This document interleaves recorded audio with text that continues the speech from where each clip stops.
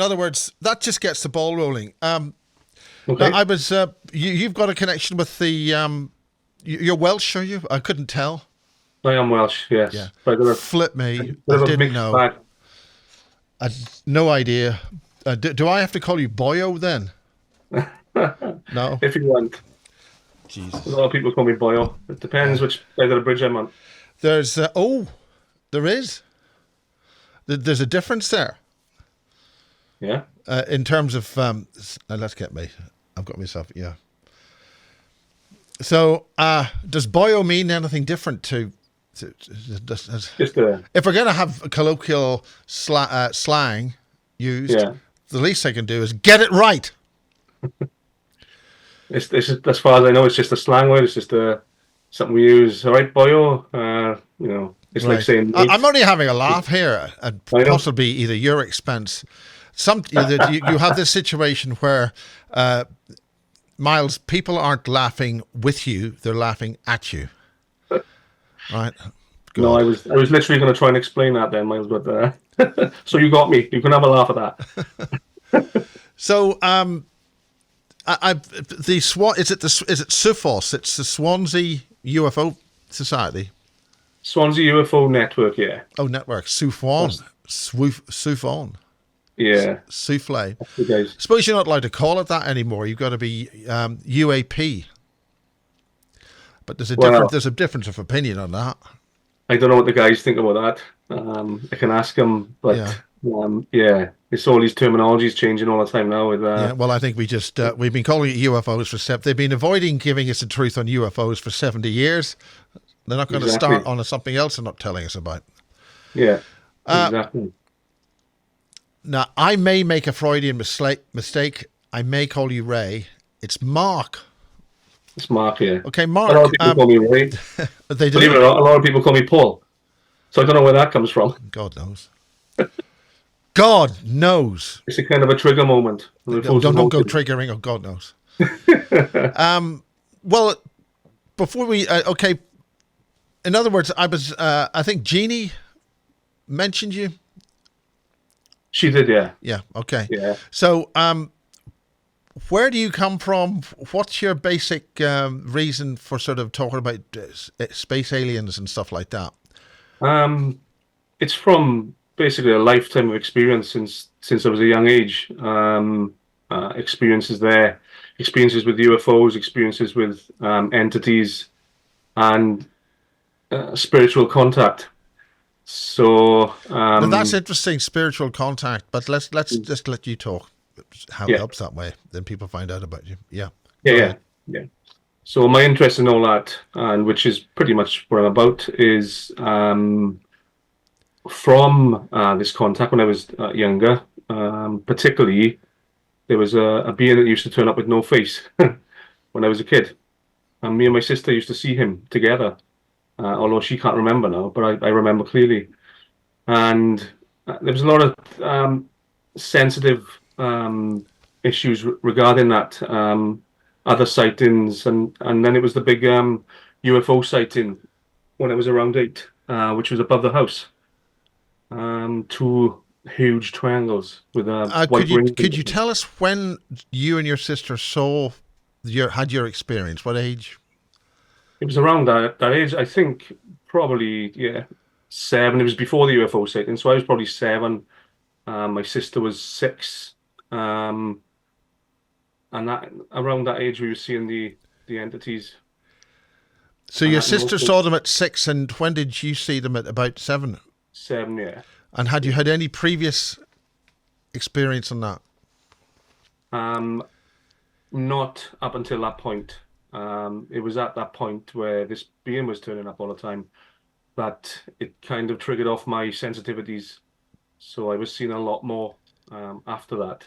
Well, tell us all about that. I'm interested in the age when it started and things like that. And when did Yeah. your sister stop seeing it?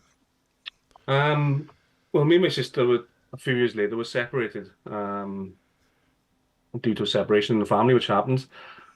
So I lost contact with her on what she was seeing, but for me, it never stopped from that Right. from that point. So I was seeing all sorts of things from people. Waking up in the night to see people in my room. And then along came the UFO sighting. Now, I'm interested that you said people Yeah. as opposed to something else. As opposed to, I don't like using the word ghost, because I'm at the way of thinking, and I don't believe they are ghosts. I believe they are conscious entities, and they've come from somewhere else. So I think that the whole picture painted, maybe along the lines of the Hollywood picture, is for us to fear them and not understand what it actually is. Okay, So well, keep going. Let's get into this, and then we can do all that sort of stuff in the detail. okay, all right. So yeah, so I was seeing the people. I used to wake up and see an old woman sitting in the in the chair by the window, and that used to terrify me because I'd slide down. I was on the top bunk of my bed, and I used to slide down the steps and run into my parents' room to try and to run away from it. I'd leave my sister in the bottom bunk. Um, and then there was other experiences went on where at one point I was pushed over the top of the stairs, but I didn't touch a single step. I was rolled and then laid out on the floor at the bottom of the stairs and unhurt. So it was all sorts of that kind of thing happening. Well, continue. Yeah, we want to Yeah, hear all about it. yeah. So in regards to that, something that correlates with the with what I'm telling you is when I was in school, when I was about 15, we'd moved from that house that we were into the house next door, which was equally, for me, equally as active. But the neighbor pulled me one day and she said, Mark, can I ask you a question? And I said, yeah, yeah, fine. She said, did you ever see something in this house? And I was like, yeah, go on, tell me. I keep seeing this little girl running into the room, and every time I try and wake Percy, who was her husband, she disappears, but she comes into the room and looks out the window. And she was telling me there's other stuff missing and all sorts. So I think we were kind of on an energy center at that What point. what era was the girl? Was it modern era or a past era? She told me, yeah, she had like a it was a past era. It was like a dress with a white. She did explain to me a white. I don't even know what to call it. Like as if it was a white bib or something. I don't know what that's called, but it was an older dress with this young girl. I never ever saw that young girl, but I saw the old lady quite a lot. Um, And what was her era? Was the old lady? the old lady was in a kind of veil. She had something over her face, and that used to scare the crap out of me. So she looked like an old hag to me. You know, the old hag syndrome. She looked like an old hag. She was very scary to look at. With what she had on, it was like a white, just all in white dress. So I couldn't really It sounds a little bit like Mrs. Havisham. Is it something like a wedding dress? something like that. Yeah, because it was a veil I over the don't face. want to be suggesting, but I get the feeling that maybe they were the same people. Possibly, yeah. Possibly there's a whole history in that house and possibly a whole timeline of stuff going on at the same time. And So how old is the house? that house I think was late 1800s when it was built. So yeah, but it's the positioning that it is as well. I think it's definitely on some sort of energy center or ley line, but What for makes you sure. say that? I mean, have you done research on that? I've not done research on it. I'm pretty sensitive to energies, and I've done a lot of mapping for a lot of sightings around and about. Um, the the last mapping I done was the incident up in Cardiff. I don't know if you heard about that one. But I went and mapped the field because I'm sensitive to the energies. I mapped out the lines and the vortex energy centers. So I'm guessing, at the time I was in that house, I'm guessing it was on some sort of energy line, some sort of crisscross energy line because of the sightings that I had and the UFO sighting which was pretty much above the house. So something was going on with that area at the time, and probably still is. Just Okay, I'm not. continue, and let's go through your introduction in a chronological way. Just Yeah, no probs. Um, so with the introduction, that led me on to a lot of experiences. From those experiences I just explained, they didn't stop. When I was having visitation, the last visitation, I think, was sorry, Miles, you got a bit lost here, lost the track. yeah, no worries, Yeah, no worries it, at all. it was in the house next door, and I get out of the body quite a lot. Not under my control, but kind of spontaneously. And when I was young, I was around 11 or 12, and I was with my gran, living with my gran at the time, and I was suddenly out of body, and my aunt that had just passed, she was there in front of me, and I was in a place I didn't know. It was a white room, and I said, "Hello, Joyce." That was her name, and she said, "I'm with Mam Williams." Well, I didn't have a clue who Mam Williams was. When I looked to see who Mam Williams was, it was my great gran who had passed, who I knew. So they went on to tell me that my gran, whose name was Jean at the time, is going to go into hospital. And I woke up from that, went downstairs and said, Jean, I had this crazy dream. And I was with Joyce. And she said, "Oh yeah." And she said she was with Mam Williams. But as soon as I mentioned the name Mam Williams, my gran just dropped all. She had these saucepans in her hands. She was cooking Sunday dinner. Dropped all of the pans. And she said, "What did Mam Williams look like?" I said, "It was Nana, who I knew was my nan. It was kind of a mix up in the family." And she said, "What did they say?" And they told me that she's going to go into hospital, but she's going to be fine after it. A couple of weeks later, she went into hospital with a burst abscess, and was touch and go whether she was going to pass or not. But obviously, she survived. She was okay, as they said.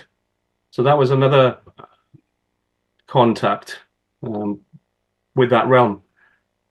So it's our minds, I think, are all connected to these realms constantly, and it's fascinating to me how they can get in touch when they want in that manner, and kind of offer constructive advice instead of the non-constructive that we get a lot of the time. But that's pretty Yeah, much. keep going. I mean, that's really fascinating. That it's interesting that we're talking on this subject, but you're having enhanced sensitive perceptions. Yes. To So put it like that. these sensitive perceptions in my childhood went on up until I was in school, where I'd go off into daydreams and I would see future stuff happening. Nothing major, but it would be things that would happen in my life, someone else's life. I'd start visualizing these things, and lo and behold, they'd be happening. Things stopped for me a little bit when I was 16, 17, because obviously life takes over. I was going out with your friends and stuff like that. So I was kind of dampening the signal out, as to say. But What age did that happen? that happened around 15, 16, when I was getting out more, discovering girls and Yeah. discovering alcohol as we did back then. Well, I've never known alcohol to have any confusing issues with your perceptions, and certainly not the ladies. They wouldn't confuse your perceptions. Maybe you had Yeah, other more important things to think about. it was. It was just life taking over. Um, and then, it started coming back when I was uh, late teens, around 18. So I was starting to experience these abilities coming back, and these perceptions, Well, and keep talking about it. See, I yeah, mean, that doesn't seem to be a huge gap. Only maybe 3 years or so, really. yeah, it's not massive. It was the big thing that happened was when I passed my driver's test. I was just under 18, just before my 18th birthday, and I was parked in the traffic lights down in a place in Swansea by the seaside, and I started hearing this voice in my head, and this voice was explaining to me who owns the world, who owns the planet, who charges you to live here, and all this information was coming through. Um, like a download. I didn't think it was a download back then because I didn't know what was happening, but now I can see it was some kind of download, and Well, tell us all about it. they were explaining to me about religion, even that back that time, and explaining that how if what if God is really the devil and stuff like that. So it was kind of flipping things on his head for me. So that led me back off into this zone then. And I remember I opened a cupboard in my house and this book fell out, and it was to do with Harry Houdini and a medium that tried to contact him from here. Because apparently, because he'd been dealing with that stuff, that been locked in a different realm. So I remember reading that book and thinking, sheesh. Um, Give me some more details. I mean, you say yeah, Harry Houdini. Explain those details. yeah. It was the book that fell out of the cupboard. I was obviously looking and searching, and this book was in the cupboard in the bathroom upstairs in my dad's house. I'd opened the door and it just fell out. And I read the book, and the book correlated with my thoughts because I was looking for answers on who I was and where I wanted to go. This book, although it gave me some fears, because it was explaining how if you deal with mediumship and those things, that you can get trapped and stuff like that, and this was what the whole book was about. It also gave me an What's the insight. title of the book? I can't remember. I mean, I can't remember. was it a printed book or was it a It was handwritten book? it was an old book, printed, very old. I would say early 1900s. Well, it can't be, can it? Well, it could have, yeah. But it was a printed book, an old style hardback book. Oh, yeah, it was, yeah, with no illustrations on the cover or anything, just a title. And it was a bronze color book. I remember the Give color you of it. another go. What's the title of the book? I can't remember. I can't remember the title of the Okay, book. okay. Um, so that led me on to back onto the path and with the site. So I remember a few years. There was another gap then, Miles. After that, of a few years where I went off and got married and got divorced, as you do. And Was there much of a gap between the marriage and the divorce? there was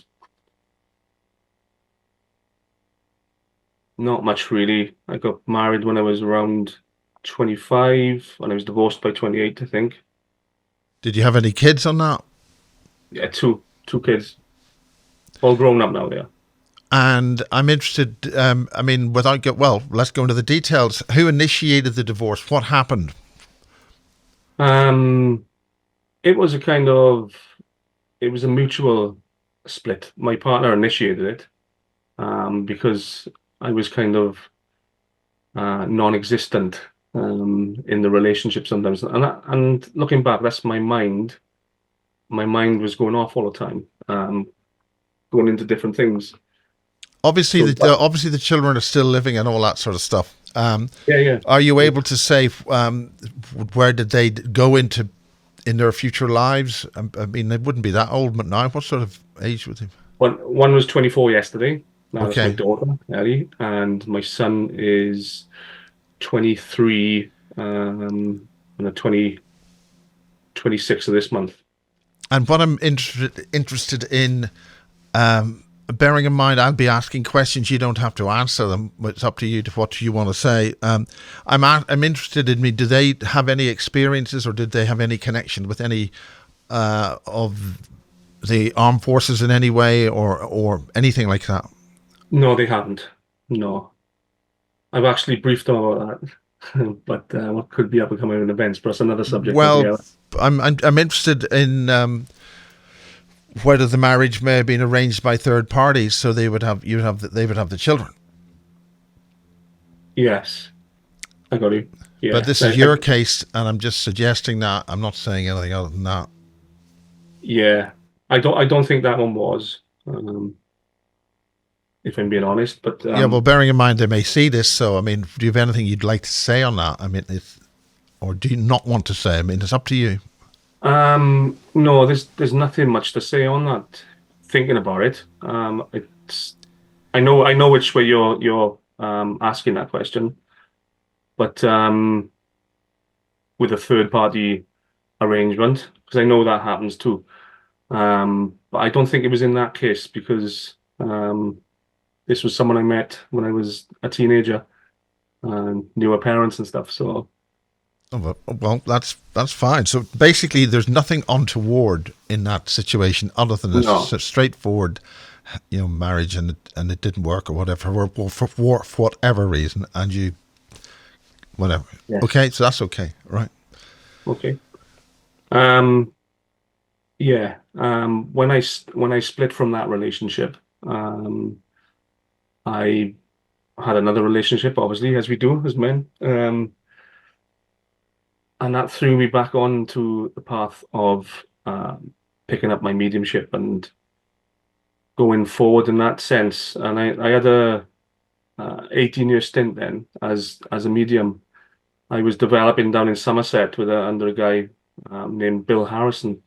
At the time, I spent a couple of years with him. I don't know if you know him from down there. No, but even if you do, can you explain what that was? Was he some kind of teacher He was a or teacher whatever? that he taught mediumship. He taught healing. He used to have these big events on his land, and I used to go up and stay quite a lot. And it would be all Talk about psychic. the events. Give us some background to all that. Yeah, the events were they were called the Healing Weekend, and there would basically be people that come from all over the world. So you'd have Indians from America. They'd set up their TPs. They'd come and stay. You had lots of speakers talking about health, talking about spirituality, talking about pretty much the stuff we talk about now. Then you had all workshops going on, teaching people that stuff. You had clairvoyance shows going on, trance medium shows going on. Everything Yeah, was going on. explain all that. It sounds pretty good.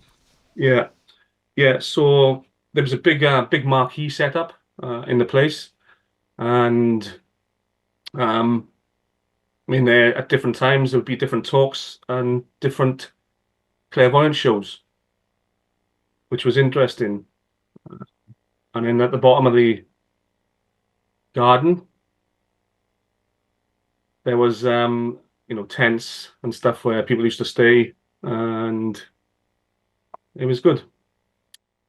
All that stuff going on. The whole weekend was well, it was a week really, and the whole weekend was all sorts of people there from all sorts of backgrounds. To do with energy, to do with healing, to do with mediumship, to do with health eating, everything. It was about people getting back in touch with themselves. So I actually learned quite a lot there.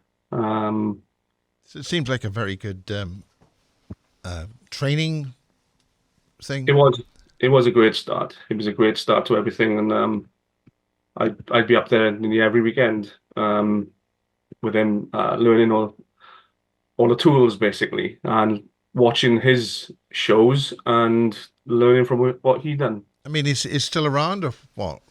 He YouTube. tragic, Might as he well. tragically took his own life. He did Right. around those times as well. A lot of pressure. So it was kind of a shock to be honest with you.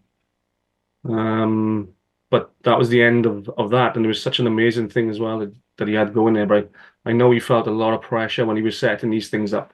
It was a lot of outlay for him, and he was always worried and stressed if his money was going to come back. But his heart was in the right place. So yeah, Yeah, I call it. No, well, that's. I'm very sorry to hear that.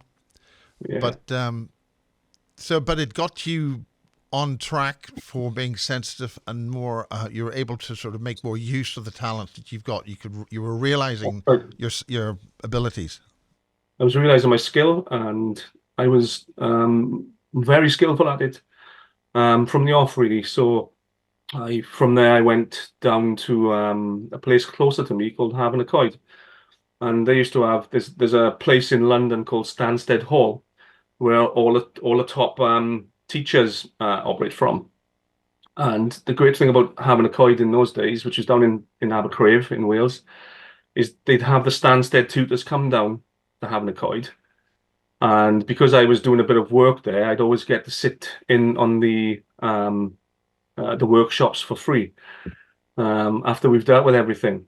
So I come across a great teacher there. His name is John Feltner, and learned a lot from him. And that was the start, really, of getting out there. From there, I went to a place called Tranquility House, and that was under Stephen O'Brien at the Academy of Psychic and Spiritual Studies. Right, that's not the College of Psychic Studies. It's not that one, no. No, okay. But well, why don't you explain who these people are and what they were doing and contributing to your development? They were mediums, and they were stand-up stage performers, very experienced. Stephen O'Brien was very experienced. He's quite famous back in the day as well, as he worked a lot of the top London theatres. So I learned. I had a really good learning under him down in his place, and from there, then that's where I set off on my own, and I started working churches first. I'd go everywhere, and then it turned into shows and special evenings, and then I was breaking into England then and doing shows there and stuff. So I mean, so you're an accomplished stage performer. Is that right? Yeah, I would say so. Yeah, I would say so. Um, yeah, because you obviously you're comfortable with what you're doing then, and I remember with mediumship, it's a case of there's no script, and it's impossible to cold read people from a stage because although that would give a totally different kind of connection, which is not mediumship, which would stand out to a lot of people who knew what they were looking at. Explain what you mean by code reading. Are you saying that you'd be able to gain a lot of information off somebody based on their appearance and the way they look, which has nothing to do with the so-called sixth sense? No, there's nothing to do with it at all. I mean that is something that is a possibility for people that's really good with body language and feeling expressions, facial expressions and stuff like that, and even how they look. I think how we look is connected to our star signs as well. So you can get a whole picture of a person just by looking at them. But that was not the way that we worked. We literally got onto the platform with no script, and we were trusting in information that we were getting through the different senses, depending on which way a person from over there was working. They could either work by feeling, by thought transferring, or clairvoyance, which they'd show pictures.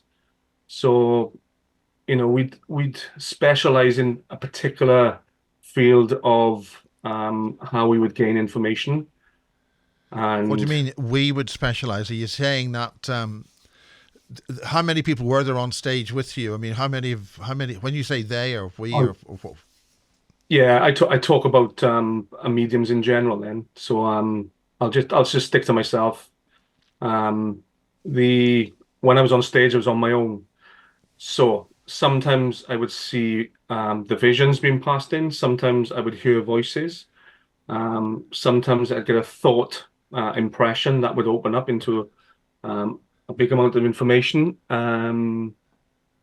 But most of the time, it was with me. It was a voice and thought impression where I could open up a story about a person, and I can get details, as accurate as their addresses, their names, everything like that. So this is what I depended on to place what we call placing a link, which was finding a recipient and knowing that we're in the right place with the information we got. Um, if we didn't get that, it would be a problem. We'd have to move on quickly. And this is where a lot of Well, mediums get stuck. Yeah. well, explain that. So, I mean, if the link didn't work or whatever, explain what that is. I mean, and the fact it didn't work sometimes. I mean, Yeah, sometimes a negative result is as important as a positive it result. is because we you learn more from the negative results. So if I wasn't able to place a link, I'd know the information wasn't fitting properly. They may say, "Oh yeah, I got somebody that name or and it's not quite fitting." And I'll know that link is not with that person, and I would just say to them, "Can you hold the fort there?" And I'll open it up and I say, "Does anybody else understand this information?" And then somebody who may be afraid to own up to it, they've not been before, they would open up and all the information would fit them. As soon as the information fit them, then a trail of information would come through um, because you're in the right place. But when you're in the wrong place, that information sticks and doesn't come through. So you've got to learn to, we call it bridging the gaps, where you've got to learn to stop where you are and move on, either move on to the next or try and place that link that's not sticking properly, that's not fitting properly. Would that Uh, be what I think I would call there's somebody he's the person concerned is sort of somehow shearing you off like at 45 degrees or something to another individual, or is that individual somehow accessing through that other person? Would they know them in some way or anything? yeah, it would normally be a relative to them that they know or somebody that they knew, friend, family, loved ones. It was all in the package. So it would have to be someone they knew. It wouldn't be an abstract like I've got this spirit guide here and he's telling me because that could be any information then, couldn't it? Um, Well, no, I'm saying, in other words, you were connecting with the family, but something was pulling you to that destination, that person. yeah, I'd know. I don't know how to explain it, but it's a feeling. I'd always know a lot of the time, and it doesn't always work. But I'd have an idea of where I was in that crowd. So I'd say I would say I'd like to come over this area. But does anybody in this area understand this information, any of the information, so we can try and start a dialogue going? And most of the time it was correct. Some of the time it was not correct, and That's when you would find it was another person. that's when it'd find to be somewhere else. Then, so the Wi-Fi doesn't always work 100% with mediumship. So, it probably But would fires. you find other entities or other individuals or forces which were somehow masking or being involved with that person and was That hiding? that was a that was the major learning for me, Miles. That was a major lesson for me, knowing the day I realized that I might not be talking to who they say they are, was the Yeah. day it changed everything for me. Um, I mean, because let's go into that. That's very interesting in terms of maybe somebody has a parasitic personality or something like that. Am I using that sort of? I think there's parasitic entities that masquerade as um, people that they are not. I'll give you an example. I had a show in Cardiff, which I was traveling to, and as I was on the way up there, I had my music. I always put a bit of music on in the car, I did, and it used to relax me. And I started having this communication in the car, and I was going, "All right, who are you?" Blah blah blah blah. And they were promising the world, Miles. They were promising the world, and I was like, "Okay." I bought into it. I said, "Okay, you do this for me, and I'll go along with what you say." And that was the moment that I give them permission to be at every single um, thing I done. And what happened then was I knew 100% that every time I was looking to talk to somebody's loved one, it was coming through these entities, which were nothing to do with our natural connection to other beings that are not kind of connected to us in a way.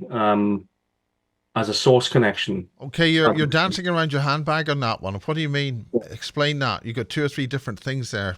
I know, yeah, because Yeah, I'm trying to process it in my head as I'm telling you. So it's what I give permission to do was allow a third party come in and take over the connection of my communications.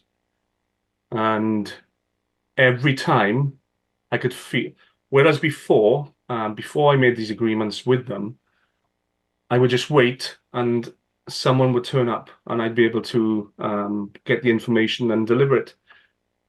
Up until that point, uh, which that happened, my waiting was coming from these entities who I couldn't see then. It was all coming through them, and I could feel it. I could feel the dumbness of it, the toned down energy that they were controlling everything I was doing. So that was a kind of a demotivational point for me as well, because I couldn't shift them. I couldn't get rid of that kind of connection. when you say Uh, them, who and what and how many? I think I don't know how many of them there was, but I think that they are part of the entity realm that approaches anybody that's doing really well in this realm. They move in and offer them the world, and that's who I think they are. I think that they are the demonic, um, and I think they masquerade as I said, as other people's loved ones and stuff like that. Because the reason it's difficult for me to explain is because my mind is in a totally different place to that now. In regards to mediumship, I believe that we actually communicate with other versions of ourselves in a kind of multiverse. Um, I believe all information comes from That's very um, interesting. Go in yeah, there, explore that. yeah. So all information I think comes from us contacting other dimensions where there's different versions of ourselves and everybody here. And I think that's the way it's always been, which now my mind is there. I can see that any other communication that comes in, whether from other entities, is they've got no business being there. It's it's not them. And that's how I think that with that ability for all of us to be able to do that, I think that's the new modernizing within within this industry. If we all have that ability, and then we can all communicate with other versions of ourselves, then we should be able to at some point decipher the difference between that kind of connection and the connection with entities who are using us to extract energy and have a feed of us, basically. So Well, I think this is extremely important because one of the other very important individuals on this is a military guy called John Irwin with a U. And one of the techniques he was trained in, his, for want of a better term, super soldiers, that we're talking way back in the 50s, was that he was trained in communicating with other aspects of his DNA splattered across timelines and all that. And he yeah, was able to experience all that. So what you've described is very similar yeah, to what he was trained in yeah. to make him have these fast, ultra fast reactions in terms of a And that fighting. and that kind of thing, it fascinates me because I've literally put questions out there to other versions of myself in the past, and I've had a response. And the response, it doesn't always come straight away. It drops in when you don't expect it. But you know you've put the question out there, and if you put the question out there with the intent of hitting another version of yourself, that's where it's going. It's not.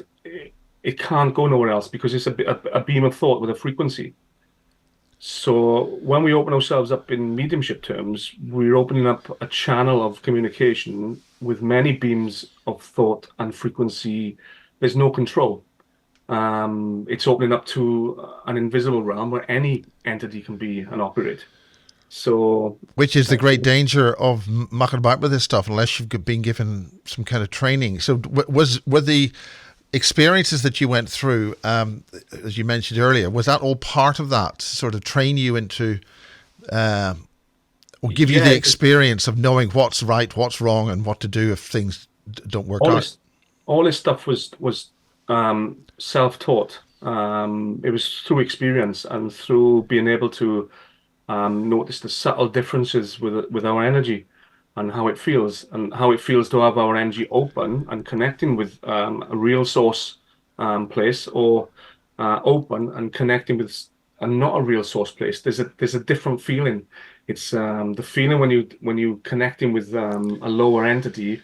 There's a dullness to it. It's like a drag down, wading through mud kind of connection. Yeah, But when you're dealing with an actual higher source, heart connection source entity or version of us, then you can feel it. It's high. There's no effort in the end. We just connect with it. So that's how true connection. So that's where all my learning came from, and that's where most of my experience came from then. Because once that entity realm realized that I knew what they were doing, then that's when all stuff happened. When they try all sorts of stuff to stop me. okay, go Uh, ahead, explain that, because that's how a lot of, I think, people are finding maybe yeah, this kind of trickery, or somebody would say psychic attack, or what. How would you explain all that? yeah. First of all, it's the because of the consent. It's really hard when you've given them kind of consent. It's hard to understand how to remove that consent. I think And on that subject, Elena Danan mentioned about that very fact about the so-called contract, or the permissions of the universe, whatever. yeah, I'm not using the right terms, but if you've been mischiefully tricked into giving your permissions, then that's not a valid permission. no, and that's what I learned. Um, because yeah, that's right. Because when someone's present themselves and they know who they say they are, but they've tricked you into a consent-based contract, then it's not really can fall down very easy. But if your mind is not of that awareness, and you really think that you made that mistake and you can't disconnect, and some people go looking around for, you know, witches and everything to try and help them with these spells. It For a period of time, that's where my mind was. I thought I couldn't disconnect, and then I realized the power that my mind had in terms of belief, and what I give power to. So that was how I was able to disconnect from them, and also very very simple techniques in removing them from my space. Um, which one of them, which I learned, and it was only by experimenting, is every time they came close to me, I could feel behind my head. So I'd think of the person that I loved the most in my family, one of my children or something like that, and that love I'd put it onto the entities that was there. They would disappear in a second. In a second, they'd go. They can't stand in that frequency. They can't stand in that higher vibratory state. So that was one of the easiest ways I used to get Okay, rid of go them. into But other ways, because this is fascinating, and you're giving solutions, empowerment. that's what yeah. Just on that level, would you call yourself a targeted? What do you call yourself? Yeah, definitely targeted. But if I wasn't targeted, then I wouldn't have learned what I've learned up until now. So out of that negative, it forced me into finding solutions and how to process the information coming from there, from As them. others have mentioned the term, you've become an empowered individual. That's right. Yeah, that's right. I've never used that term myself, and maybe I should use it. Well, yeah, I think it's very useful, because when people call themselves a targeted individual, they're immediately Yeah, opening up yourself up as, oh, I'm a target. So then naturally, if you get shot at, well, you just called yourself a target. that's right. Yeah, So that's right. it's a way of swinging it around. Yeah, That's not yeah, my exactly. phrase. It's one of the other people I've interviewed. I think it's a very good phrase. I Empowered like that. I individual. like that phrase. Empowered individual. That's in my vocabulary now. Yeah. Um, Yeah, yeah. great. You're So, already smiling. We're already smiling. God. Yeah. Well, continue. That's yeah. So from those experiences, obviously, to the simplest one was what I just said. It's building the frequency of love within inside you and putting it onto them in with intent, not as a weapon, but as a love. I'm offering you some love. Have that. They disappear. that's probably the most effective. They disappear very quickly. The other one is, is the realizing of what they are, and not giving them just. I say in my head, you're not welcome in my energy. I give you no dominion over my energy. Um, you need to go, or tell me who you are. They never tell me who they are. They just go. That's my motivation for where I am right now, is to help people empower themselves with knowing that there's no fear with these things. They are the true energy. They are the true source, and this stuff is fairly weak around them when they know how to do it within their minds. So that's what I'm about. I'm just about empowering people, and I think that's how we win this war of the mind, is helping people realize, what they are and what power they have, the true power. This is the whole point of this: is you're empowering people, you're Yeah, bringing people to a positive, empowered, and fulfilling role. So keep going. Thanks. yeah. So that's the basis for my talk. When I speak, I try to, and it's a very complex subject matter, as you probably know. It's hard to pinpoint a specific area to talk about, and it's hard to pinpoint a specific area of a person you're talking to, because it depends on the level of awareness and perception that they're at as well. Where to hit them. I can often tell by talking to people of where they're at in this, and I know which way to come in and try and help. Um, but overall, my talks sometimes I overview, because I'm trying to build a picture of how it starts, how the whole overlaid system starts from start right away up into our um, source connection. And Now, when you right, say source, what do you mean by source? I mean the connection we have to the universe through our hearts, through the how we connected from our hearts to source energy where we're from, and not the false astral realms that's been built for us to cycle back into. Now, So, explain all that, because that's a lot of people say, "Oh, I've been doing this in the astral and all that sort of stuff." mm, Um, Explain that. That's a very important thing on this first part of introduction. We're sort of 50 minutes okay, in on. This is fascinating, and it's a very positive way of doing things. So yeah, continue. it's going the way it's meant to go, I think, Miles. The I'll start with, before I finished my mediumship, I would do a talk at the beginning. Normally with other mediums, it'd be like a 5 minute talk. They hated doing it. My talk would be about 20 minutes, half hour. And I explain that when they crossed over, the frequency, they thought frequency output was important in where it would take them when they get over there, right? So I used to say to them, you die happy, you go to a better place. You die as a nasty person, cantankerous, and all that, you may end up in a place with a lot of those experiences. But all those places are part of the catching system and the astral realms. I don't believe the astral realms to be a natural system. I believe them to be a frequency catching system where we filter into, and then we can spend some time there in the astral. I've been in the astral many times throughout the body. Many times I've seen different things there going on, which is no different to what we have here. It's as solid as we have here. That's the magic of our abilities. But all these places have been put in place for us, and also we help co-create that place as well. So it's like a framework there, and then it's us adding the furniture to the place, so to speak. So we go there, and then from there we kind of lose our memories in the end, and cycle back in if we want, or we get ushered back in by the policing system that's over there. So there's a policing system over there as well, and they cycle us back here. Or we can turn away from that Who when are we they? Who are these they? If you can explain when you say that, it's when you. do you know there's many names from. There's the Archons, it's to do with the Anunnaki and stuff, and I see no evidence for any of those names. I hate using the names because I don't really know who they are.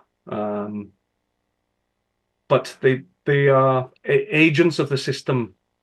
I've referred to them as before, where they put things in place, put people in the right place, Like Matrix. Matrix style. Yeah, I call them agents of the system. And So I've came across a term called reality management. another good term, reality Yeah, management. and we are tricked into creating the reality which they want us to have, rather than That's us. exactly it.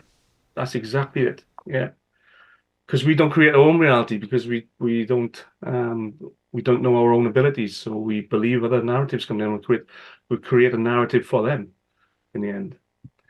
So anyway, I believe if we when we pass from these bodies and they dangle our loved ones in front of us, as to into a direction to go, a lost mother, a lost father, and they're out there with open arms saying, come here, come over to this light.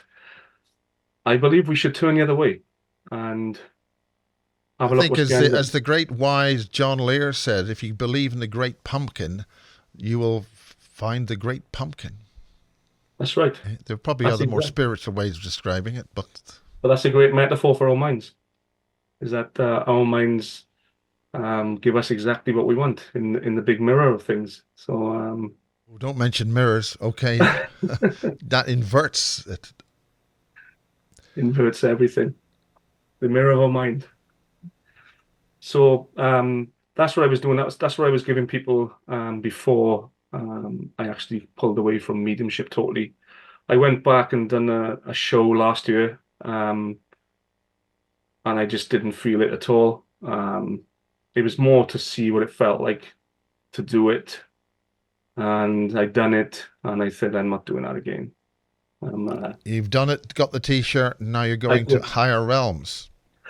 Higher realms, time to move on. Although I have respect for the people in it, a lot of them my friends. I just see it differently now through my experiences. What key So experiences has changed your perception on all that? it was, well, it was the, first of all, it was the entities that I encountered. And then that moved me on to a path of um, joining the kind of big club. Again, When I explain those things when you say that. The entities and the big club. What's all that about? There was another learning for me, and that was to do with, I always feel comfortable about talking about this stuff because I know the backlash that comes from it. But it was after the mediumship came the Freemasonry, and I got involved with that and the ritual side of that, quite heavy. Well, Could I tell us carry on all with that? about it, Okay, because this may help other people in the Masons or whatever. okay. Well, obviously, I went in, um, done my initiation, done all of the rituals, made my way up the ladder, ended up in the Knights Templar. Um, but it was one evening Which there, Knights Templar? just the Knights Templar, not the Knights Templar behind the Knights Templar. It was the front end. There's a few false representatives in that level. There is, and there's a real Knights Templar behind the Knights Templar. Um, so it was a ceremony I went You, to. you can tell me all about it. Nobody else is watching. It's okay. Tell me. It's a big secret, but you can tell me. I'll tell you. I'll tell you. Yeah, so I made my way up the ladder pretty quick in there. And I enjoyed it, right? I enjoyed the ceremony. I enjoyed all those rituals because I had a different understanding of those rituals than most of the guys in it did. Because of the type of person I am, I like to know the clockwork of things. So I'll read and I look into it, and along with my own intuition and memory, I realized what was happening and how it was working and how it could be a good system. But now it's kind of run like a social club at the lower levels, that is. So I went to a ceremony. and I was sitting there with a friend of mine watching the ceremony, and I will just say it was a third degree ceremony. They'd probably kill me for this. Um, and Well, on it would be impolite if they did that, that. it would be.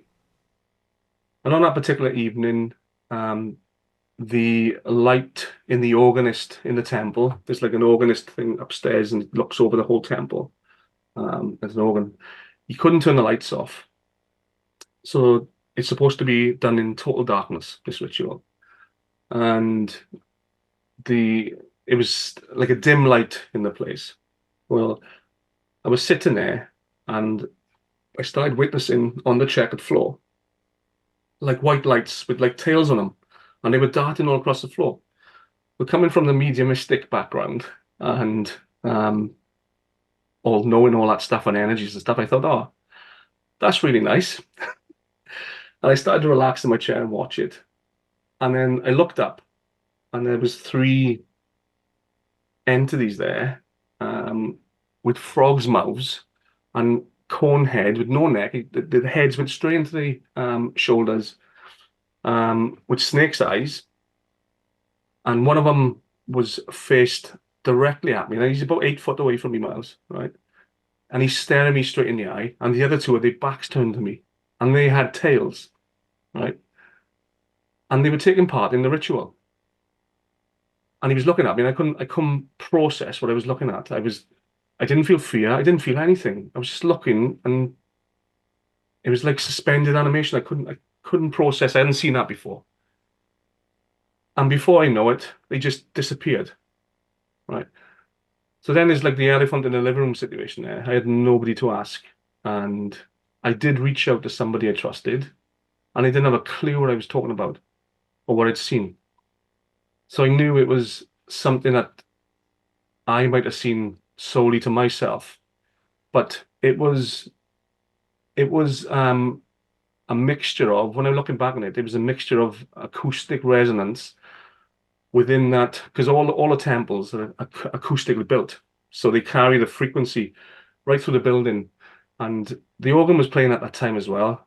So I think they done that part of the ceremony perfectly, and that allowed those entities to come in and take part. So I realized then from that is masonry is built on a trinity. It's built on the physical, the mental, and the spiritual aspects. And the whole reason of a ceremony of that manner is to connect all three, all trinity together in one alignment. So you have mini alignments every every ceremony. There's a mini alignment going on.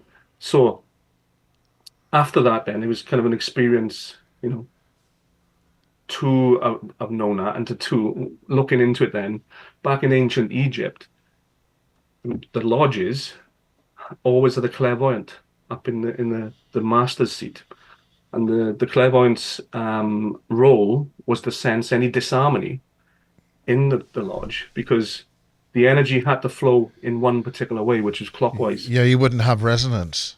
No. So they would remove anybody that was causing an imbalanced thought, or if there was some kind of feud going on between two people, they would be removed. So I saw how important that craft could be for humanity, in the sense of I used to, when ritual was taking place and I was sitting down, I would create my own spur off and send healing to children and anywhere in the world that needed it. So I'd spur off from my own seatum and I'd do my own ritual in my own head. I'd change the narrative of their ritual instead of being the same thing all the time. Did they not spot that? They definitely Did, spotted it. yeah. So that They what definitely happened spotted it. there then? Obviously, Nothing, nothing. nothing happened. Just ignored. And from there, I was going up the ladder pretty quick. So it's like a whole different Maybe they world. were looking for it. Yeah, possibly, because it's a whole different world, and once you get out to the first three levels, then this whole world opens up, and people go into lodges that suits them, and it can be as magic as they want. I think it's important to point out it's not the numerical quantity of the number. They're all different shades of grey, for want of a better term. What do you mean with Well, degrees? Or no. Sorry, I shouldn't have used the term grey, but I'm saying that just because you have a higher number in a level of masonry, it doesn't necessarily mean that you're sort of, well, I'm better than the other guy. It's no, different. It's different. yeah, I think that's quite. exactly. I mean, the Apollo astronauts were 33-degree masons, and they needed clairvoyant psychic astronauts because of what they were going to experience in space. Exactly. They have to start everything with 33, because 33 activates the spinal column, and the spinal column activates our organs, and our organs activate our connection to the celestial, and that's how the whole magic works. If you look at the CERN thing and the symbol of 666, 666 is not an evil number. It's a creation number. It comes after 33 and 333, which is an activation number. So Well, people will start. that's 3D because we're in a tetrahedral structured 3D. Yeah, That's the 2/3 way. That's a 19.5-degree interface in a sphere and all that sort of stuff.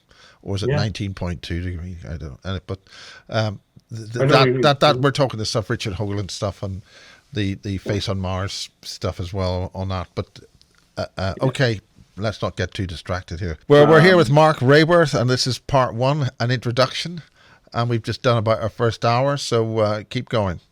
Things start with a 33, and I think it was last on the CERN with the 666. And I say in CERN is 666 is not an evil number; it's a creation number. With the when things get into 66 and 666 numbers, and people see that, it's gone from the alignment to the actual thing creating. The actual magic is creating. It's when that magic gets into the triple sevens, triple eights, triple nines is when the magic is happening. So CERN are at the point of creating. That's why I'm always dubious with the stories I'm hearing with CERN, because they narrative. I'm concerned about CERN in a Yeah, sense well, I think because it's very important to realize that this is not just something finding the God particle. You have counter-rotating plasma energy fields within a enclosed ring. That's scalar energy, and that is gating and connecting with the whole of the energetic structure of the solar system, if not the yeah. universe itself. Hmm. So they're not just trying to find a God particle, people. Okay, so And the continue. solar system is the soul system, which is our system. So in effect, I think they're trying to manipulate us in the end to create the reality again that they want us to create for them. But it looks like it's a bigger reality that they want to create lately. So Well, um, that's a big subject. Now you've mentioned it, let's talk about it. This reality management system, this whole synchronization of all our thoughts and obey, or we call compliance with what we've gone with the injections and the transhumanization of us into yeah, getting us to do something different. So, is that yeah. am I knocking on the right door here? You're 100% on the right door there. I Well, think go ahead. Tell us all you about know it. Tell you us know a what you lot more know. as well. Yeah. So the system, the whole system is based on narratives and manipulation contracts, and it's for us to believe and give our power to that system because we are the creative force in this system, as you know. Um, so every little switch, I haven't quite worked out with the UFO UAP thing yet, but there's definitely a reason why that switched. Okay, since you've mentioned it, why are they switching, and why is the CIA pushing this and the Pentagon seem to be not pushing it? Because they want to target a specific part of our consciousness and mind to create something that they want. They want to irritate a frequency that they want to add to the creation of their reality. And not just that, it's to do with, I think, because at the frequency of this reality and the harmonic resonance with us and the world, the world as we like to call it, is changing. it's also to offset us, to not connect with our natural frequency, to push us just outside of our natural frequency. That's what they keep doing. They keep giving frequencies which are just outside the natural ones, which means Right. we are being pulled off course. That's right. There are penalties for that, folks. Big Yes, penalties. definitely. So they do this because during this time of a true awakening, not woke, true awakening, um, when we realize who we are, then there's a chance that we can leave this system. And in effect, I think this system, if we wasn't here in this low vibrational state, the system would switch off. So I think the agents of the system kind of keep as many as they can to keep this whole thing going, which kind of leads on to a different subject then, is who or why is this system here in the first place? Um, Well, go ahead. yeah. So my theory is a mixed bag with the system. It's a mirror of us, and it's a learning for us. But also, there's a lot of bad that happens because with bad experiences, it dumbs the frequency, it dumbs the vibration of this frequency down, and solidifies it into place. If we're all awakening at the same time, um, then, and I think that's pretty impossible at this point, then we lose the solidity of this reality. And I think we are going through that right now. I think we are going through a lot of people awakening, realizing things, and a lot of the weird stuff that's being reported, like reality moving and shifting and stuff disappearing. Well, I have a term, I call it fluidic space. Yeah, I could go along with that. I understand what you're saying there. So the things are, yeah, okay, yeah. Yeah, yeah. So realities with your fluidic space, then they keep moving. I see them as moving in and out of each other all the time until they actually align for a period of time, and then they split back off, and that's where we become fractal again with different versions of ourselves.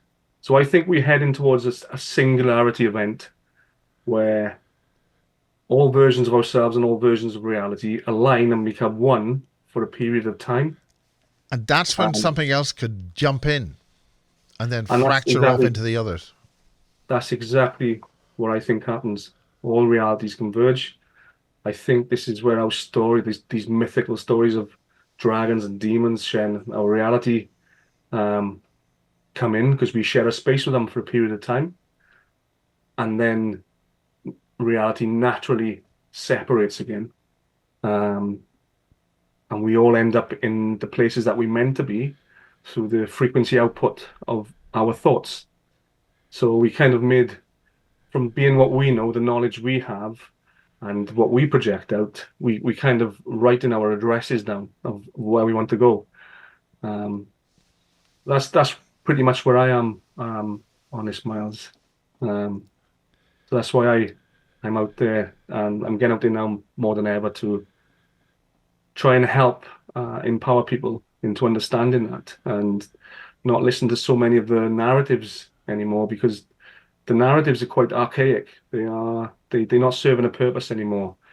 It's the same as magic is not serving its purpose anymore because back in the day when the frequency was very low, magic was a real hacking of the system, just like you hack in a PC with a program. Um, Magic was used to hack the system. Now we're getting back to the point where our minds are hacking the system naturally with a simple thought. So, people's synchronicity levels have gone up. Um, they're experiencing seeing something and seeing the same thing, and it's happening a lot more now. It's because we're starting to align with our thoughts more and more, I think. And I think these experiences are going to happen more and more intensely as we move on and as we move through a natural filtering system of filtering out all lower vibrational frequencies. I think there's a term in things, de-exist them or unhappen them. Yeah, I've not heard that one, but again, that makes sense, Miles. You got Well, that's actually part of crazy. scalar energetics and stuff. You Yeah. can time reverse things, but then time is a concept that we've invented so we catch the train on time. So this, Catching the train is a phrase I use. yeah. It's about catching the Well, train. you gave us a couple of pictures, so it will to have a look at if you wanted to Yeah, go for it. mention this. Let's get this thing doing the right thing. So we've got that, and then we have this. So that orb was during the first lockdown. I was traveling to my office in Newport. Does that lock have anything to do with it? Explain what the Well, cameras. no, that's something I've mistakenly put. I don't even know how it's there. Oh It's God! something God obviously no! done. What? Yeah. Okay. No, I'm just trying to over dramatize something which is irrelevant. Okay. So that's what you said just before we started. So explain what that is. What else that's all about. So that orb was I was driving through a place in Wales called Port Talbot. I was on the M4 traveling to Newport, which is towards London direction, towards the Severn Bridge. And there's a steelworks off to the right, and there's a number of chimney stacks for all the steel smelting they do in there and stuff like that. And next to the one of the chimney stacks, the furthest one was that orb, and it was right next to it. And I thought, Now there's shadow on that. I mean, that's a sphere. You can see that there's a bright bit on the bottom and a dark bit on this, which gives an impression of 3D. Now this was taken with your mobile phone or what? with my mobile phone. Yeah, I started filming as much as I could. I was driving as well, so This is a video frame capture of this. Is that right? That's it. It's a video frame capture. It was the only way I could do it. I thought it was a drone at first, and I thought, oh, they must be checking the chimney.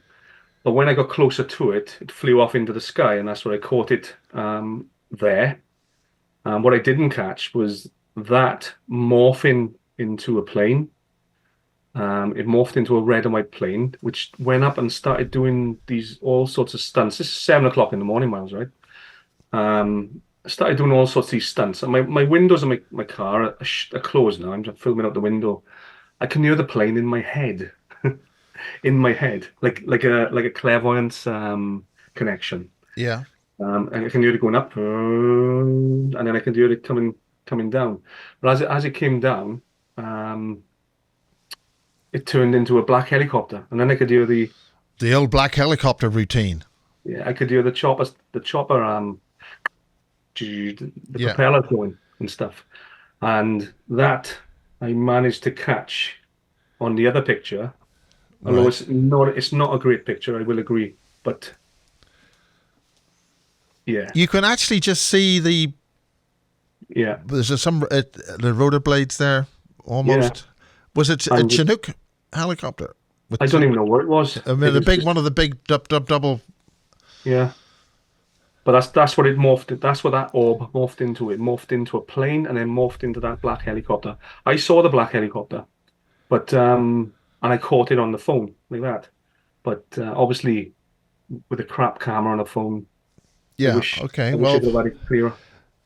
I mean, did when you say it was a black helicopter, it was still the black helicopter? It was just because it was dark, or what? No. This is 7 o'clock in the morning. It was light. Yeah, but the helicopter itself was just, you didn't see any numbers or logos or anything like that on it. Nothing at all. As I saw it there, that was just the front of it, and it was like as if it's coming towards me. Yeah. So it was facing me. But at the same time, Miles, I know that whole thing had somehow connected with my mind, because I could hear the propeller, because I could hear the plane. I knew somehow the sky above that steelworks had become like a blank canvas, and I was participating in the creation and manifestation of those things, that plane, that helicopter, and that orb was the key to start it all. So maybe these orbs. No, it's interesting you're calling that an orb, and you're not calling it an alien spacecraft. I don't think it's an alien spacecraft on that experience. I really don't. I think that is something to do with our consciousness. I think that's something to do with our mind that's connecting us to the outside of our mind, our reality. So that I'm not an expert on that, but from my experience and what I experienced and what I felt, that's where I think it is. Um, so I just And when yeah, did that happen? that was during the first lockdown. So what That's about 3 years ago now. We're now on 7th of April 2024. that was 3 years ago then, that Yeah. one. It's the first during the first lockdown. Yeah. Well, do you want to round it up now? Or do you want to sort of, how do people get in contact with you? What sort of things do you do? And Um, I haven't got a website as such yet. Got a Facebook page, obviously. I have a Crazy Awakened page. It's called Crazy Awakened, which people can get on there. I'm going to start putting a lot of good stuff on there. and where is that? Is that a Facebook site or what? It's on a Facebook page at the minute, but I am looking at creating a new website now. Obviously, my older websites to contact me, you know what happened there. Um, the ones with my name on. Yeah. So I've got to do it all again, and now's the time. So I mean, do you think that your experiences with the Masons, I mean, have you left them or what? I mean, have you parted yeah, company under happy terms it's or happy what? terms. I've just left them. I'm not going back. So It's a respectful parting of the waves, so to speak. respectful partner in ways, and I respect the people there, and I respect the system. And when it comes to systems, they got a big reason for systems going either way is people. People can be good and bad in any aspect that you do. I have to People can, say, did your Masonic symbolism include the letter G in it? yeah, I did In the art? Yeah. yeah, that's classed as the God in Saint. geometry, the great architect of the So universe. it's nothing to do with Saint Germain, No, not that I know of. who No, but has you've met to have a Francis Bacon connection. well, yeah, well, that would make sense, and possibly in one of the other orders, maybe that is the case because it changes. All the symbols change for every order, Right. so it's not the same throughout. It Yeah. morphs. Well, you've been given a great honor to participate in an order which has got a great history and all that. But the point is, it's given you it's positively empowered you, has it, to your next It stage in your awakening and consciousness state. it gave me an insight into a piece of the jigsaw that I needed to understand as much as I could of what is going on in reality to this day, and how it's done, and how it's done when you look at kind of false flag events and stuff like that. These are all ritualized events. They don't need to hurt anybody when they do these events, but they can extract the same energy from people if they make the people believe that they've done what they've done. So it's all a minefield, and I mean, are you referring to some of these horrendous rituals involving children and all that sort of stuff? yeah, that's part of it as well. That's something else altogether, that isn't it? And, Well, we don't want that's to sort of end on that, but I mean, it's important that there was a clear separation with yeah, that. but it's a clear separation of that. But all that kind of ritual is all part of the same framework for extracting energy. So some systems are more extreme than others, and it depends what result they want to get. Some of them are hooked on that dark side of things, that the grotesque side of things when it comes to children and stuff like that. Um, but that's all coming to light now, and it's not going to be so easy for them to do anymore. Now that more and more people are seeing what they're actually doing, but more and more people see what they're actually doing, and they're getting caught up in the what they're seeing in the film version of what they're doing, but not understanding what they're actually doing, which is even more hard to accept. It's a different level of reality altogether. But the So, framework, in a nutshell, on that, what are you actually saying? I'm saying that, let's just say people are used, um, for many different sources of energy. So whether it be physical, whether it be magical, extraction, intent extraction, they're looking for pure adrenalized blood in the end of the day, because that's a friend for That's them. the adrenochrome. The Right. movie Jupiter Rising, I think, mentions all that. Have you seen that film? I've seen that, but I think I missed that part in it, Due to the Rising. But I I'll have think to it's watch it Jupiter again. Rising. It Mm, involves extraterrestrial or other beings farming humanity over realms for these adrenochrome thing. yeah, pretty much. Been a long time. When we look at um, this is one of the first things I came across that when I was doing my real awakening was I understood, and this was back in 2004. I saw that 144,000 children go missing in Britain every year. Well, it's And interesting that they use that for that number. yeah, I remember I remember using that number at the time. I'm not playing no ritual here, but It's the rapture or whatever it's called.